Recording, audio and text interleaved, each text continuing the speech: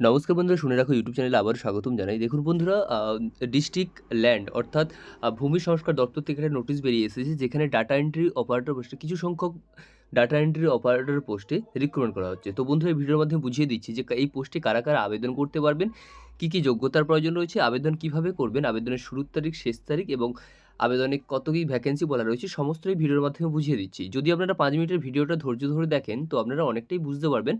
যদি বুঝতে পারেন, সেই ক্ষেত্রে আপনাদের ফর্ম ফিল আপ করতে অনেকটাই সুবিধা হয়ে যাবে। তো বন্ধুরা, শেষ অবধি ভিডিওটা দেখতে থাকুন। দেখুন বন্ধুরা, অন স্ক্রিনে নোটিফিকেশনটা শো করছে। যদি স্ক্রিনের দিকে খেয়াল করেন তাহলে বুঝতে পারবেন অ্যাকচুয়ালি কোন জায়গা থেকে নোটিশটা বেরিয়ে এসেছে।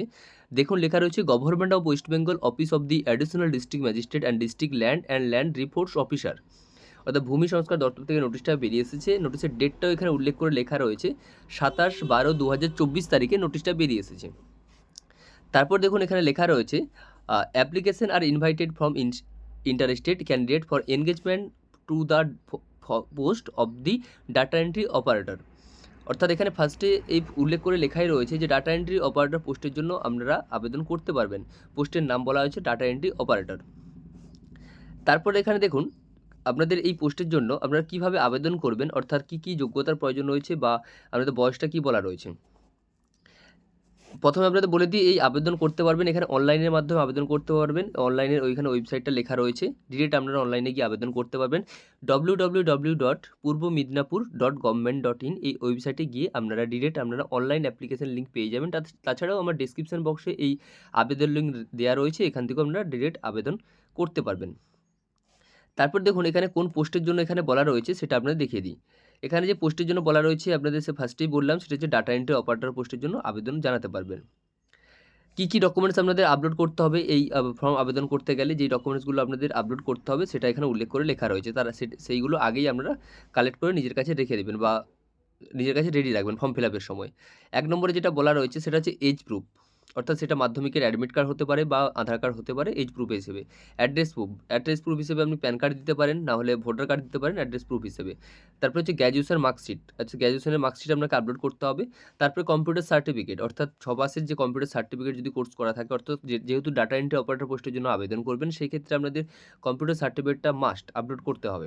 তারপর হচ্ছে পাসপোর্ট সাইজ ফটোগ্রাফ, অর্থাৎ পাসপোর্ট সাইজ ছবি আপনাদের আপলোড করতে হবে। তারপর দেখুন, এখানে তারপর 1 নম্বরে কী বলা রয়েছে।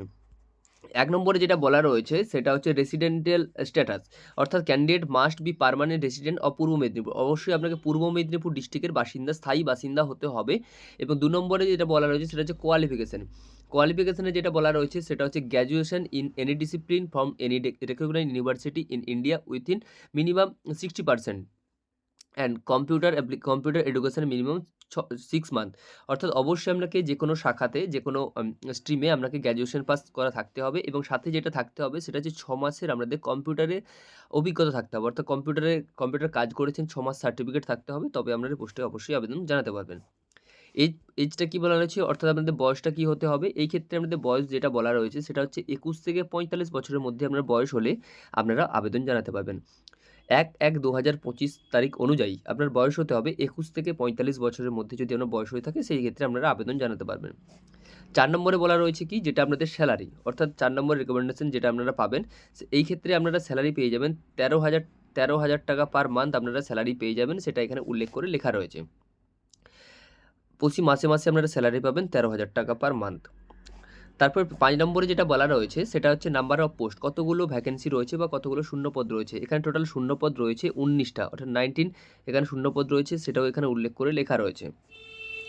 তারপর দেখুন 6 নম্বরে যেটা লেখা রয়েছে সেটা হচ্ছে nature of the duration of job, অর্থাৎ পুরোটাই এটা 3 বছরের একটা কন্ট্রাকচুয়ালের ফার্স্ট নেওয়া হবে। আমরা কাজ বা পারফরমেন্স দেখে তার মেয়াদটা আবার বাড়িয়ে দেওয়া হবে। অর্থাৎ ফার্স্ট যেই টাইমে আপনি রিক্রুটমেন্ট করবেন সেক্ষেত্রে আপনাকে লেখাই রয়েছে এখানে পিওরলি টেম্পোরারি কন্ট্রাকচুয়াল বেসিসের উপর রিক্রুটটা করা হচ্ছে, যেখানে 3 বছর আপনি ফার্স্ট কাজ করতে পারবেন। তারপর থেকে আপনারা যদি কাজের পারফরমেন্স দেখে তাহলে তো মেয়াদটা বাড়িয়ে দেবে।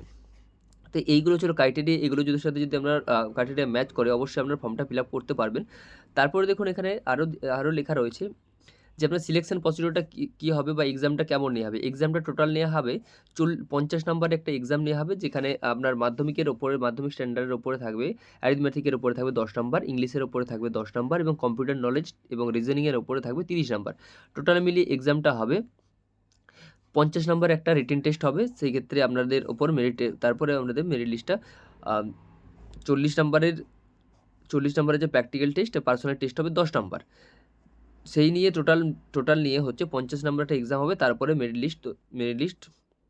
ফাইনাল মেরিট লিস্ট তৈরি হবে। দেখুন, তারপরে এখানে আপনাদের দেখিয়ে দিই যে এখানে আপনারা আবেদন কত তারিখের মধ্যে আপনারা আবেদন করতে পারবেন। আবেদনের শুরুর তারিখ এবং শেষ তারিখ সেটাও এখানে উল্লেখ করে লেখা রয়েছে। আবেদন জানাতে পারবেন opening date for submission of online application, এখানে 1/1/2025 তারিখ থেকে আপনারা আবেদন জানাতে পারবেন এবং আবেদনের শেষ তারিখ হচ্ছে closing date from submission of online application 15/1/2025 তারিখে আপনারা এর মধ্যে আবেদনের শেষ তারিখ হচ্ছে 15/1/2025। অবশ্যই আপনাকে 15/1/2025 আগে আপনাদের অনলাইন ফর্মটা ফিল আপ করে ফেলতে হবে। তারপরে দেখুন, এখানে আমাদের রিটেন টেস্ট কবে হবে সেটাও এখানে উল্লেখ করে লেখা রয়েছে। রিটেন টেস্ট হবে 9/2/2025 তারিখে রিটেন টেস্ট হবে। সেটাও এখানে আপনাদের উল্লেখ করে লেখা রয়েছে, আমরা দেখিয়ে দিই। Written test, date of written test 9/2/2025, অর্থাৎ 9/2/2025 তারিখে রিটেন টেস্ট হবে। সেখানে আপনারা অ্যাডমিট কার্ড ডাউনলোড করতে পারবেন।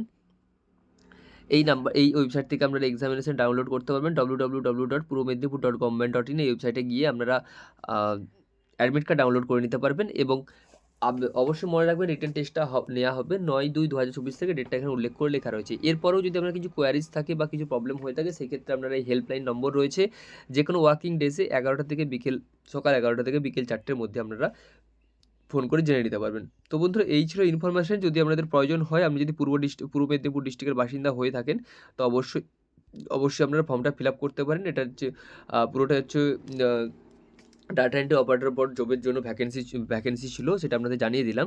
তো বন্ধুরা, আমি আর ভিডিওটা বড় করছি না, আপনারা অনেক অভিজ্ঞ এবং আপনারা অনেক জানেন।